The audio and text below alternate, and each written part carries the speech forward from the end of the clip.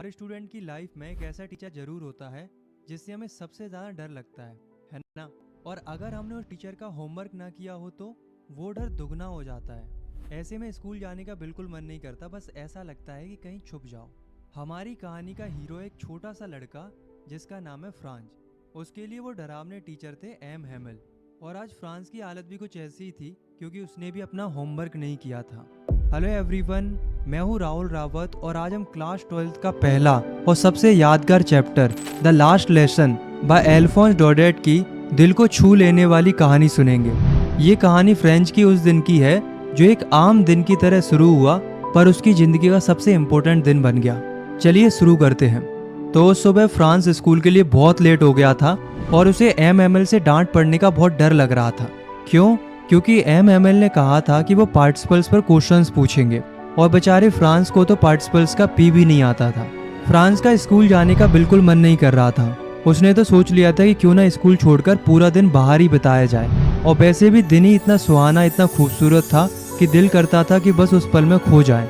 मौसम वार्म और ब्राइट था, हल्की हल्की धूप पड़ रही थी, बर्ड्स चहचहा रही थी और दूर एक खेत में प्रूसियन सोल्जर्स ड्रिल कर रहे थे, जैसे कोई ग्रैंड परेड चल रही हो। ये सब फ्रेंच को स्कूल से कहीं ज़्यादा इंटरेस्टिंग लग रहा था। लेकिन फिर उसने अपने मन को समझाया, उसने हिम्मत की और स्कूल की तरफ तेजी से दौड़ पड़ा। उसके लिए तो ये एक बिल्कुल आम सा दिन लग रहा था, लेकिन उसे क्या पता था कि ये दिन उसकी ज़िंदगी का रुख ही बदल देगा। रास्ते में जब फ्रांस टाउन हॉल के पास से गुजरा तो उसने देखा बुलेटिन बोर्ड के सामने भीड़ लगी हुई है। वो बड़ा सा बोर्ड जहाँ पिछले 2 साल से सिर्फ बुरी खबरें चिपकती आई थी। फ्रेंको प्रूसियन वॉर्स की अपडेट्स, हारी हुई बैटल्स, नए नए मिलिट्री ऑर्डर्स और हर वो न्यूज़ जो लोगों के चेहरे से मुस्कान छीन लेती थी, वो उसी बुलेटिन बोर्ड पर छपती थी। फ्रेंच ने सोचा कि अब क्या बात हो गई, पर वो रुका नहीं। उसने थोड़ा सोचा, लेकिन फिर वो अपनी स्कूल की तरफ बढ़ गया। जब फ्रांज स्कूल के कंपाउंड में पहुंचा तो वो हैरान रह गया। वहाँ एक अजीब सी शांति थी। हमेशा तो स्कूल शुरू होने से पहले काफ़ी शोर शराबा होता था। डेस्क के खिसकने की आवाज़ें आती थीं, बच्चों की एक साथ लेसन्स रिपीट करने का शोर आता था जो गली तक सुनाई देता था। पर आज हर जगह शांति थी, बिल्कुल संडे मॉर्निंग जैसे मानो स्कूल की छुट्टी हो। फ्रेंच को ये खामोशी थोड़ी अजीब लग रही थी, बेचैन कर रही थी। उसे ऐसा लग रहा था कि आज कुछ तो अलग है। फ्रांस डरते डरते सांस रोके क्लासरूम के अंदर गया। उसके मन में एक ही डर था कि अब तो एम हैमिल से जोर की डांट पड़ेगी। लेकिन उसे एक सरप्राइज मिलता है। एम हैमिल ने उसे गुस्से से देखने की बजाय बड़े प्यार से कहा कि जल्दी से अपनी जगह पर बैठ जाओ लिटिल फ्रांस, हम तुम्हारे बिना शुरू कर ही रहे थे। फ्रांस हैरान रह गया कि सर को अचानक से ये हो क्या गया है। फ्रांस जल्दी से अपनी सीट पर बैठ गया। जैसे जैसे उसका डर थोड़ा कम हुआ, उसने आसपास देखना शुरू किया और तब उसकी नजर गई एम हैमिल पर। आज उन्होंने अपने स्पेशल ओकेशन वाले कपड़े पहने हुए थे। उनका ग्रीन कोट, फ्रिल्ड शर्ट और एक छोटी सी ब्लैक सिल्क कैप, सब कुछ बहुत सुंदर लग रहा था। फ्रेंच ने सोचा कि सर तो ऐसे कपड़े सिर्फ प्राइज डे या इंस्पेक्शन के दिन पहनते हैं, पर आज क्यों? आज तो ऐसा कुछ है ही नहीं। और फिर फ्रांस की नज़र गई क्लास के पीछे और उसका मुंह खुला का खुला रह गया। वो बेंचें जो हमेशा खाली रहती थी, आज वहाँ गांव के बड़े बड़े लोग बैठे हुए थे, बिल्कुल शांत, जैसे स्टूडेंट्स हों। Old Hauser, farmer mayor, farmer post master, सब वहाँ बैठे थे। उनके चेहरे बहुत उदास लग रहे थे और उनकी आंखों में गहरी उदासी थी, जैसे वो कुछ कहना चाहते हो पर कह नहीं पा रहे हो। फ्रांस की कुछ समझ नहीं आ रहा था कि आखिर ये सब हो क्या रहा है, आज सब इतना अलग क्यों लग रहा है। फिर एम हैमिल अपनी कुर्सी पर बैठे और अपनी गंभीर लेकिन प्यार भरी आवाज में उन्होंने वो शब्द कहे जो फ्रांस की पूरी दुनिया हिला गए। My children, this is the last lesson I shell give you. France के लिए ये बात बिजली की तरह थी, जैसे अचानक उसके सिर पर एक थंडर क्लैप हो गया हो। वो हक्का बक्का रह गया। फिर एम ने बताया कि बर्लिन से ऑर्डर आया है कि अब से एल्सेस और लोरेन के जितने भी स्कूल्स हैं उनमें सिर्फ जर्मन लैंग्वेज पढ़ाई जाएगी। कल से एक नया मास्टर आएगा और आज तुम्हारा आखिरी फ्रेंच लेसन है। और तब सब कुछ फ्रेंच को समझ आ गया कि जो खबर उसने बुलेटिन बोर्ड के पास देखी थी वो यही थी।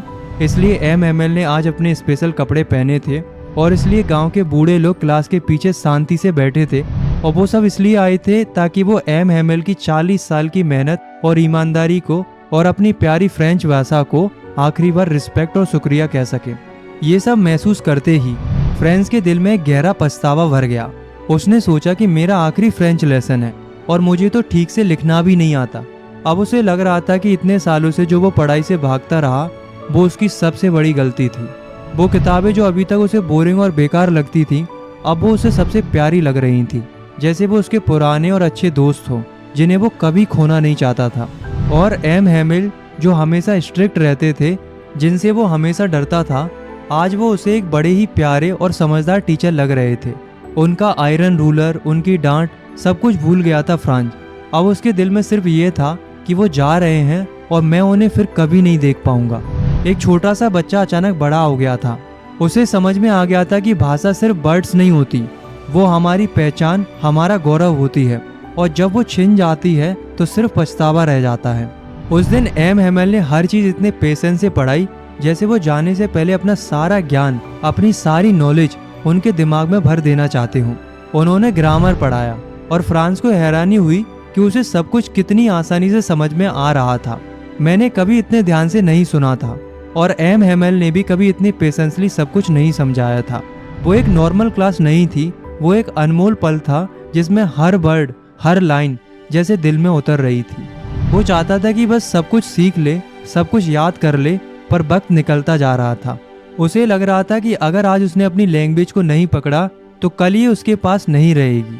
आखिर में एम हैमिल ने फ्रांस लैंग्वेज की तारीफ की, उसे दुनिया की सबसे ब्यूटीफुल, सबसे क्लियरेस्ट, सबसे लॉजिकल लैंग्वेज बताया। और उन्होंने एक बहुत ही गहरी और बहुत ही इम्पोर्टेंट बात कही, when a people are enslaved as long as they hold fast to their language it is as if they had the key to their prison. कितनी बड़ी बात है दोस्तों, जब तक लोग अपनी भाषा को मजबूती से पकड़े रहते हैं तब तक उनके पास अपनी जेल की चाबी होती है।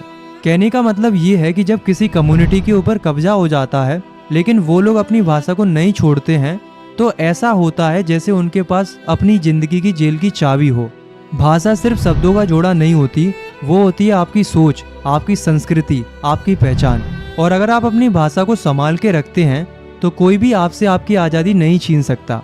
देखो दरअसल क्या था कि फ्रांस वॉर हार गया था और उसके ऊपर प्रूसिया का कब्जा हो गया था, इसलिए इनके ऊपर जबरदस्ती जर्मन लैंग्वेज थोपी जा रही थी।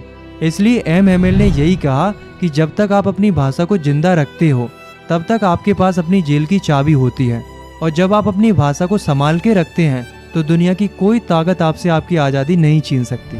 आगे फ्रांस देखता है कि छत पर कबूतर धीरे से गुटरगू कर रहे थे। फ्रांस ने उन्हें देखा और मासूमियत से सोचा, will they make them sing in German even the pigeons? क्या ये लोग कबूतरों को भी जर्मन में गाने पर मजबूर करेंगे? एक बच्चे का ये सवाल उस जुल्म की पूरी कहानी बयां कर रहा था। और फिर चर्च की घड़ी ने 12 बजाए, एंग्लस प्रेयर बेल बजती है। उसी वक्त प्रूशियन सोल्जर्स के ट्रम्पेट्स की आवाज़ आती है। हैमिल अपनी चेयर से उठते हैं, उनका चेहरा एकदम पीला पड़ा हुआ था। वो बहुत लंबे और गर्व से भरे हुए लग रहे थे। उन्होंने कुछ कहना चाहा, माय फ्रेंड्स, पर उनका गला भर आया। इमोशंस ने उन्हें जकड़ लिया, वो फिर बोल ही नहीं पाए। फिर वो ब्लैक बोर्ड की तरफ मुड़े, चौक का एक पीस उठाया और अपनी पूरी ताकत से जितना बड़ा वो लिख सकते थे उन्होंने लिखा, वाइव ला फ्रांस। इसका मतलब होता है लॉन्ग लिव फ्रांस। फिर वो रुके, अपना सिर ब्लैक बोर्ड से टिका लिया और बिना कुछ कहे हाथ से इशारा किया, school is dismissed, you may go, the last lesson was over. पर उसका सबक जिंदगी भर के लिए था। तो दोस्तों, द लास्ट लेसन सिर्फ एक कहानी नहीं है, ये एक एहसास है। ये हमें याद दिलाती है कि हम अक्सर चीज़ों की, आज़ादी की और अपनी जुबान की वैल्यू तभी समझते हैं जब वो हमसे छिनने वाली होती है। ये कहानी है एक टीचर की जिन्होंने अपने आखिरी लेसन में सिर्फ ग्रामर नहीं बल्कि देश प्रेम और सेल्फ रिस्पेक्ट का सबसे बड़ा लेसन पढ़ाया। और ये कहानी है एक बच्चे की जिसने एक ही दिन में पछतावे से लेकर अपनी भाषा से प्यार तक का लंबा सफर तय किया। तो दोस्तों, अपनी भाषा से प्यार कीजिए क्योंकि यही है आपकी पहचान और यही है आपकी आज़ादी की चाबी।